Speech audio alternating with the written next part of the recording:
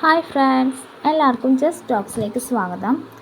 ഇന്ന് നമ്മളിവിടെ ഡിസ്കസ് ചെയ്യാൻ പോകുന്നത് +1 വിദ്യാർത്ഥികളുടെ ജേർണലിസം ടെക്സ്റ്റ് ബുക്കിലെ ഫസ്റ്റ് ചാപ്റ്ററിനെ കുറിച്ചിട്ടാണ്. ഫസ്റ്റ് ചാപ്റ്ററിൻ്റെ പേര് ഇൻട്രൊഡക്ഷൻ ടു കമ്മ്യൂണിക്കേഷൻ എന്നാണ്. ഇതിൽ പേര് പോലെ തന്നെ ഇതിൽ പ്രധാനമായിട്ട് ഫോക്കസ് ചെയ്യുന്നത് കമ്മ്യൂണിക്കേഷൻ എന്ന ടേം എന്താണെന്നാണ്. നമുക്കിതിൽ തുടക്കത്തിൽ തന്നെ കാണാൻ സാധിക്കും. ഒരു കമ്മ്യൂണിക്കേഷൻ എന്ന ടേമിന് ഒരു പർട്ടിക്കുലർ ഡെഫിനേഷനിലൂടെയാണ് ഈ ചാപ്റ്റർ മുന്നോട്ട് പോണത്. പിന്നീട് ഈ ചാപ്റ്ററിലുള്ളത് ഡിഫറെൻറ്റ് കൺസെപ്റ്റ്, കമ്മ്യൂണിക്കേഷനെ കുറിച്ചിട്ട് 3 റൈറ്റേഴ്സിൻ്റെ കൺസെപ്റ്റ് കുറിച്ചിട്ട് പറയുന്നുണ്ട്.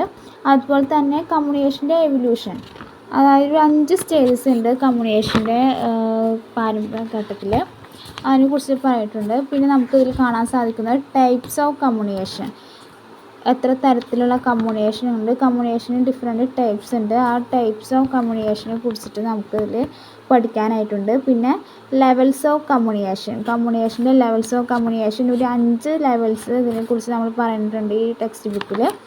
പിന്നീട് ഇതിൽ വരുന്നത്